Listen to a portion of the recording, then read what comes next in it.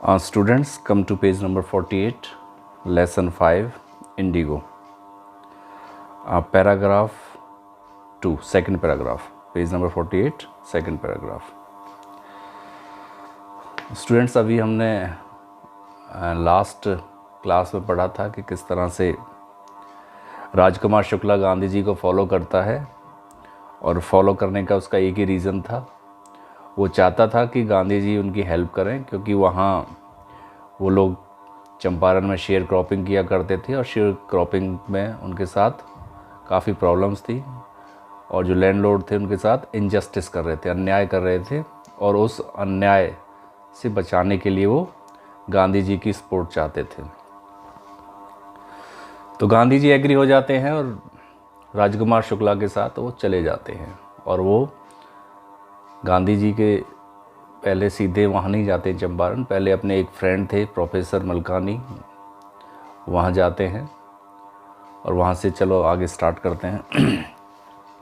The news of Gandhi's advent, यानी गांधी जी के आने का समाचार, जो न्यूज़ थी उनके आने की, and the nature of his mission, और किस मिशन, किस पर्पज़ के लिए वो आए हैं, उसका nature, spread quickly through Muzaffarpur, और क्विकली यानी जल्दी से वो पूरे मुजफ्फरपुर में फैल गया कि वहाँ गांधी जी आए हुए हैं और किसी मिशन के तहत वो आए हुए हैं। एंड टू चंपारण, मुजफ्फरपुर और चंपारण दोनों जगह फैल गया।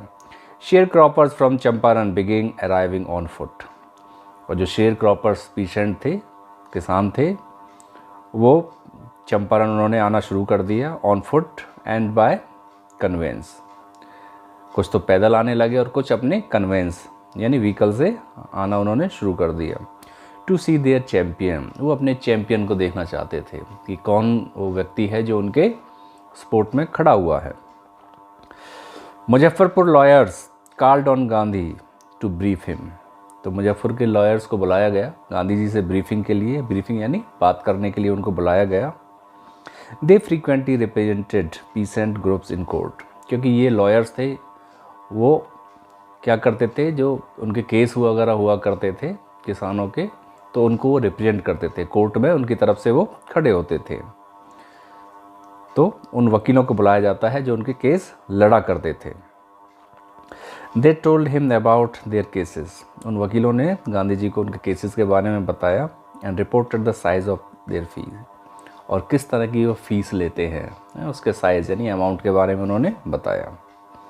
Gandhi chided the lawyers for collecting big fee from the sharecroppers, Gandhi ji उनको डांटते हैं, शिड कहते हैं शिडेड, डांटना, लॉयर्स को डांटते हैं कि वो इतना बड़ा अमाउंट किसानों से लिया करते थे। He said, I have come to the conclusion that we should stop going to law courts, और वो कहते हैं कि मैं एक कंक्लूजन पे आया हूँ, एक निष्कर्ष मैंने निकाला है कि हमें लॉ कोर्ट्स में जाना बंद कर देना चाहिए, यानी वहाँ से उनको कोई हेल्प नहीं मिलती है। Taking such cases to the courts does little good, क्योंकि ऐसे केसेस को कोर्ट में ले जाने का कोई फ़ायदा नहीं होता है। Where the peasant are so crushed and fear stricken, जहाँ पीसेंट इतने क्रश, इतने दबे कुचले हैं और इतने फियर स्ट्रिकन यानी डरे सहमे हुए हैं, तो ऐसे लोगों के केस लेके कोर्ट में जाने की कोई ज़रूरत नहीं है, कोई फ़ायदा नहीं है।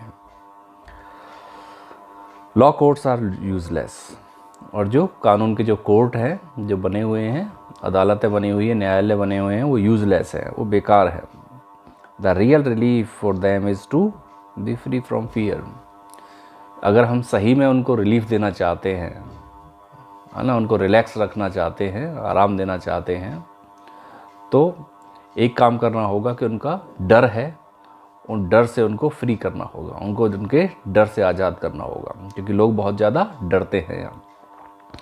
Most of the arable land, arable कहते हैं फर्टाइल लैंड है, जो उपजाऊ ज़मीन होती है, ज़्यादातर जो उपजाऊ ज़मीन थी in the Champaran district were divided into large estates owned by Englishman, उसको बड़े बड़े स्टेट में डिवाइड किया गया था, और जिनके जो ऑनर थे वो इंग्लिशमैन थे, यानी ब्रिटिशर्स उनके ऑनर्स हुआ करते थे। And work by Indian tenants, और इंडियन वहाँ टीनेंट्स थे, टीनेंट्स यानी जो लीज पे ज़मीन वगैरह लिया करते हैं, तो इस तरह से शेयर क्रॉपर्स का काम करते थे, वो केवल टीनेंट्स की तरह थे। ज़मीनें ब्रिटिशर्स को दे रखी थी और किसान वहाँ केवल काश्तकारी करते थे। The chief commercial crop was Indigo. अब चीफ जो उनकी कमर्शियल क्रॉप थी, कमर्शियल क्रॉप कहते हैं जो बाज़ार में बेची जाती है। हाँ, एक होती है जिसको किसान खुद कंज्यूम कर लेते हैं, अपने पास रिटेन रखते हैं, और एक होती है कि जिसको बाज़ार में सेल किया जाता है। जो सेल की जाती है उसको कमर्शियल क्रॉप बोलते हैं। The landlords compelled all the tenants to plant 3/20 और 15% of the holding with indigo.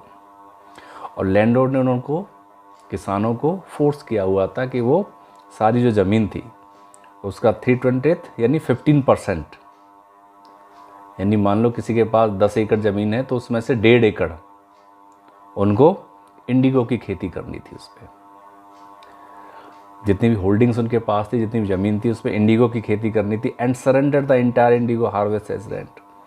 और पूरी इंडिगो की जो खेती आती थी, जो उपज आती थी, उसको रेंट की तरह से सरेंडर करना था। यानी उनको 10 एकड़ जिसके पास है उसमें से 1.5 एकड़ ज़मीन पे इंडिगो की खेती करनी और अपने ही पैसे से, खर्चे से खेती करनी थी, और उसको जब फसल प्रिपेयर हो जाती थी उसको सरेंडर करना था, यानी लैंडलॉर्ड्स को दे देना था। This was done by long term contract. और एक लॉन्ग टर्म कॉन्ट्रैक्ट बनाया हुआ था, एक एग्रीमेंट था, रिटर्न एग्रीमेंट, इसके तहत इसको किया गया था। Indigo Presently, the landlords learned that Germany had developed synthetic indigo. अब लैंडलॉर्ड्स को क्या पता लगा कि जर्मनी ने सिंथेटिक, जो केमिकल से बनती है, ऐसी इंडिगो यानी ऐसी नील तैयार कर लिया है। They thereupon obtained agreements from the sharecroppers to pay them compensation for being released from the 15% of arrangement. तो उन्होंने क्या किया कि शेयर क्रॉपर से उन्होंने पेमेंट मांगना शुरू कर दिया कंपेंसेशन के लिए। उन्होंने क्या कहा कि हम आपको एग्रीमेंट से रिलीव कर देंगे, ठीक है, अगर एग्रीमेंट से रिलीव होना तो आपको हमें कंपेंसेट करना होगा, आपको पैसा देना होगा। The sharecroppers arrangement was irksome to the peasant. और जो शेयर क्रॉपिंग अरेंजमेंट था वो एक्सम था, प्रॉब्लमेटिक था, लोगों को परेशान करने वाला था। एंड मैनी साइन विलिंगली, और कुछ लोगों ने विलिंगली इस पर साइन कर दिए कि वो कंपेंसेट करने के लिए तैयार है, यानी ब्रिटिशर्स को वो पैसा देने की तैयार हैं ताकि ब्रिटिशर्स उनके एग्रीमेंट को रद्द कर दें। वो पैसा देने के लिए एग्री हो जाते हैं। दोज हु रेसिस्टेड, और जिन लोगों ने रेसिस्ट किया, विरोध किया, इंगेज लॉयर्स, उन्होंने या तो लॉयर्स को इंगेज किया।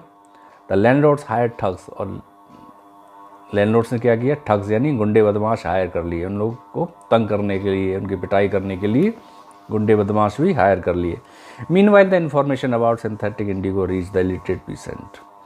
अब इसी बीच इंडिगो की खेती, सिंथेटिक इंडिगो की खबर उन किसानों के बीच में पहुंच जाती है जो इलिटरेट थे, अनपढ़ थे, हु हैड साइंड, जिन्होंने साइन कर दिया था एग्रीमेंट पे, यानी जो कंपेंसेट करने के लिए तैयार थे। And they wanted their money back, अब वो पैसा अपना वापस चाहते थे। यही इशू था एक्चुअल में। इशू क्या था कि लोगों ने ब्रिटिशर्स को पैसा दे दिया था, साइन कर दिए थे एग्रीमेंट पे, और साइन करने का मतलब है वो ऑब्लाइज थे कि वो ब्रिटिशर्स को पैसा देंगे, और जिन्होंने दे दिया था वो पैसा वापस चाहते थे, क्योंकि इंडिगो अब प्रॉफिटेबल मार्जिन उसमें नहीं था, ठीक है, ये लैंडलॉर्ड जानते थे, ठीक है। अब क्योंकि केमिकल सिंथेटिक जिसको कहते हैं वो इंडिगो अब तैयार हो सकती थी कंपनीज़ में, फैक्ट्रीज़ में, तो उसकी कीमत ज़्यादा नहीं थी। तो ब्रिटिशर्स क्या उस एग्रीमेंट में अगर रहते तो क्या है कि मान लो उनको एक किसान से 10,000 की इंडिगो मिलती है, सपोज करते हैं, तो अब उसकी कीमत 1,000 रुपये रहेगी। तो इसका मतलब अब लैंडलॉर्ड्स के पास केवल 1,000 रुपये की इंडिगो आती थी और पहले 10,000 की आती थी। और उन्होंने क्या किया कि इंडिगो की जगह उन्होंने पैसा लेना शुरू कर दिया एग्रीमेंट से बाहर निकालने के लिए, ठीक है। अगर इंडिगो लेते तो इंडिगो के रेट बहुत कम हो गए थे, तो बड़े चालाक थे, इसलिए उन्होंने एग्रीमेंट से बाहर निकलने के लिए पैसा लेना शुरू कर दिया था। और किसानों ने वो देना शुरू कर दिया था, जिन्होंने नहीं दिया वो कोर्ट पहुंच गए। और यही एक झगड़ा था उनके बीच में, यही झगड़ा था कि जिन्होंने पैसे दे दिए वो अपना पैसा वापस चाहते थे। At this point Gandhi arrive in Champaran, और इसी मोमेंट पे गांधी जी चंपारण आ जाते हैं। तो इस तरह से एक नया फेज चल जाता है कि जब गांधी जी चंपारण के उस इवेंट में बड़े एक्टिवली उसमें पार्टिसिपेट करते हैं, लोगों की हेल्प करते हैं, और वो एक अलग तरीके से स्टार्ट करते हैं, क्योंकि वो गांधी जी खुद भी एडवोकेट थे, लॉयर थे। उन्हें पता था कि क्या क्या कॉम्प्लिकेशंस हो सकती हैं, क्या क्या चीज़ें उन्हें इकट्ठी करनी है, कैसे उनको स्टार्ट करना है, कैसे उनको एविडेंस वगैरह कंपाइल करने हैं, तो सारी चीज़ें उनको पता थी। He began by trying to get the facts. अब उन्होंने क्या किया, गांधी जी ने स्टार्ट कर दिया, लेकिन by trying to get facts, उन्होंने फैक्ट इकट्ठे करना शुरू कर दिए कि रियल में फैक्ट क्या है, ट्रुथ क्या है इसके बीच में। First he visited the secretary of British Landlord Association. British Landlord Association के जो सेक्रेटरी थे उनके पास गए। The secretary told him that they could give no information to an outsider. लेकिन सेक्रेटरी मना कर देते हैं इन्फॉर्मेशन देने से, वो उनको आउटसाइडर बोलते हैं कि आउटसाइडर को हम, जो बाहरी व्यक्ति है उसको हम इन्फॉर्मेशन नहीं दे सकते। Gandhi answer that he was no outsider. लेकिन गांधी जी आंसर देते हैं कि वो आउटसाइडर नहीं है, वो भी तो इंडिया के पार्ट है। Next Gandhi called the British officials commissioner to the Tirhut division in which the Champaran district lay. और उसके बाद वो ब्रिटिश ऑफिशियल के जो कमिश्नर थे तिरहुत डिवीज़न के, जहाँ चंपारण पड़ता था, वो वहाँ जाते हैं। गांधी जी रिपोर्ट्स, गांधी जी बताते हैं कि जब उनकी मीटिंग हुई कमिश्नर से तो क्या हुआ। तो गांधी जी बताते हैं, प्रोसीडेड टू बुली मी। बुली कहते हैं डराना, कि कमिश्नर ने गांधी जी को डराना शुरू कर दिया, उनको धमकी देनी शुरू कर दी। And advise me forthwith to leave Tirhut. तो उन्होंने एडवाइस भी किया कि आप ऐसा करो, यहाँ से निकल जाओ, तिरहुत छोड़ के निकल जाओ, आप किसानों की इस मैटर में इन्वॉल्व मत हो। तो गांधी जी को डराना उन्होंने शुरू कर दिया। गांधी डिड नॉट लीव, लेकिन गांधी जी ने नहीं गए वो छोड़ के। Instead he proceeded to Motihari. वो कहाँ चले गए, मोतिहारी चले गए, द कैपिटल ऑफ चंपारण, जो उन दिनों चंपारण की कैपिटल हुआ करती थी। सेवरल लॉयर्स अकम्पनीड हिम, और काफ़ी सारे लॉयर्स थे उनके साथ जो उनको अकम्पनी कर रहे थे, उनके साथ जा रहे थे। At the railway station a vast multitude greeted Gandhi ji. जैसे ही गांधी जी रेलवे स्टेशन पहुँचे मोतिहारी के, वास्ट मल्टीट्यूड, बहुत बड़ा क्राउड था जिनको ग्रीट करने के लिए, जो उनको वेलकम करने के लिए वहाँ खड़ा हुआ था। He went to a house and using it a headquarter. वो एक घर में गए और उसको एक हेडक्वार्टर की तरह से उन्होंने यूज़ किया। कंटिन्यूड हिज इन्वेस्टिगेशन, और अपनी इन्वेस्टिगेशन, अपनी जांच थी उसको कंटिन्यू रखा, वो जारी रखा उसको। A report came in that a patient had been maltreated in the nearby village। तभी एक रिपोर्ट आती है कि किसान के साथ बुरा बर्ताव हुआ, उसको मेल्ट्रीट किया गया है, यानी उसके साथ बुरा बर्ताव किया है। Gandhi ji decided to go and सी। गांधी जी ने डिसाइड किया कि वो जाएंगे और देखेंगे। The next morning he started out on the back of an elephant. तो कन्वेंस हुआ, उस टाइम पे हुआ नहीं करते थे इस तरह के, और अनरीचेबल एरियाज थे वो, तो इसलिए वो गांधी जी एक एलिफेंट यानी हाथी की पीठ पे बैठ के वहाँ जाते हैं। ही हैड नॉट प्रोसीडेड फार, वो ज़्यादा दूर नहीं गए थे। When the police superintendents messenger overtook him, और तभी पुलिस सुप्रिटेंडेंट थे जो वहाँ के, उनका जो मैसेंजर है उनको ओवरटेक करता है। And ordered him to return to town, और उनको ऑर्डर दिया कि वो गांधी जी वापस टाउन लौट जाएं। इन हिज कैरेज, उसने अपनी कैरेज भी दी, अपनी गाड़ी दी, कैरेज बग्गी जगह जैसे हुआ करती थी, गाड़ी दी। गांधी जी कंप्लाइड, गांधी जी ने मना कर दिया। The messenger drove home where he served him with the official notice to quit Champaran immediately, और उसके बाद उनको ऑफिशियल नोटिस दिया गया कि वो तुरंत ही चंपारण चले जाएं। यानी गांधी जी को पहले मना किया गया, इसलिए वो वहाँ चले जाते हैं, घर चले जाते हैं, फिर वहाँ पे उनको नोटिस दे दिया गया। Gandhi signed a receipt for the notice and wrote on it that he would disobey the order. तो गांधी जी क्या करते हैं, रिसीप्ट तो ले लेते हैं, उस पर साइन भी कर देते हैं, लेकिन वो कहते हैं कि मैं इस ऑर्डर को डिसओबे करता हूँ, मैं आपका कहना नहीं मानता हूँ।